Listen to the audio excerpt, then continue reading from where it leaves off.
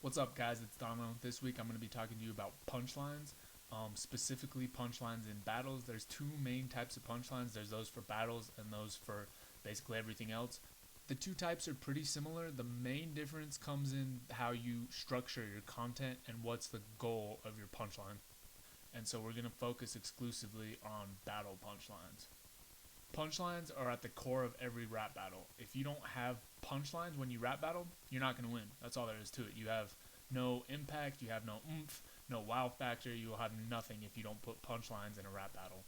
The point of a punchline is to attack your opponent. This is where people sometimes get a little bit lost. So let's start with some examples. So I'll skip verses that look something like this. I'm a dangerous villain. You think that I'm lying? Nah, I'm the hero in this. Check the way that I'm flying. That has absolutely no impact or insult directed at your opponent. That's not going to get you anywhere. It has nothing to do with a battle punchline. It might be good for a cipher, but that's not going to win you a battle. The good news is it's pretty easy to come up with a punchline. All you have to do is insult your opponent. Like, you suck, you're a prick, you're fat, you're ugly. Like, there's insults. That's all you have to do. But you don't want to be stuck with a real basic punchline like that.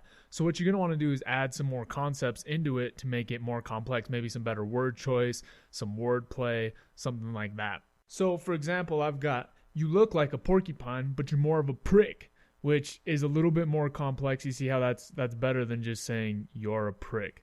It adds some depth to it and makes it a lot less generic. And then you've got the wordplay going on with prick, like porcupines are prickly, also prick being an insult. And that way your punchline is a little bit stronger. Let's go over a couple more examples. So we've got a tub of lard is less fatty than you are, or you couldn't hold yourself together even with glue and tape.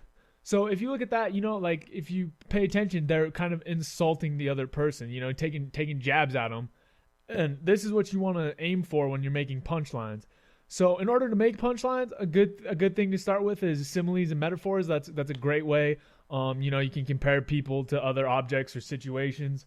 Also, references to pop culture are good. Just try to be original enough to develop a punchline with some complexity and just something to make it more than generic, more than just you suck. Let me give one more example. Every time you talk, no one in the place listens. If you stay spitting, change your rap name to Meg Griffin. You see how that is still insulting? It's a pop culture reference. It's a little bit deeper. It's kind of got a bit of a setup. So a couple last things to remember. The setup in a punchline is essential. It can turn a jab into a haymaker when you do it properly.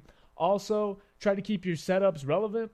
Also, personals and nameplays are another way that you can get concepts for a battle if you know who you're battling beforehand.